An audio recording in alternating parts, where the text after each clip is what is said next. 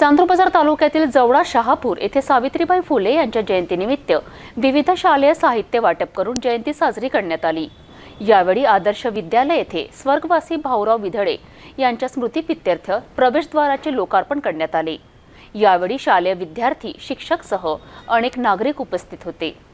सावित्रीबाई फुले यांच्या जयंतीनिमित्त आदर्श विद्यालय जवळा शहापूर येथे स्वर्गवासी भाऊराव रामकृष्ण विधळे यांच्या स्मृतिप्रीत्यर्थ बाळासाहेब विधळे, उपसरपंच दिलीपराव विधळे यांच्याकडून प्रवेशद्वार शाळेला भेट देऊन लोकार्पण सोहळ्याचे आयोजन करण्यात आले।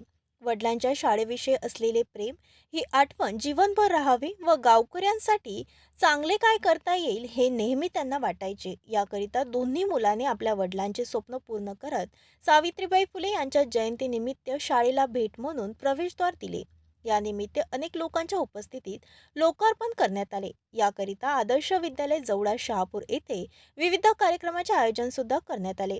या कार्यक्रमात गुणवंत विद्यार्थ्यांचा सत्कार, गोरगरीब विद्यार्थ्यांना शालेय गणवेश, शालेय साहित्य वाटप, राज्य तसेच राष्ट्रीय पातळीवर गेलेल्या विद्यार्थ्यांचा सत्कार असे विविध कार्यक्रमाचे आयोजन सुद्धा करण्यात आले।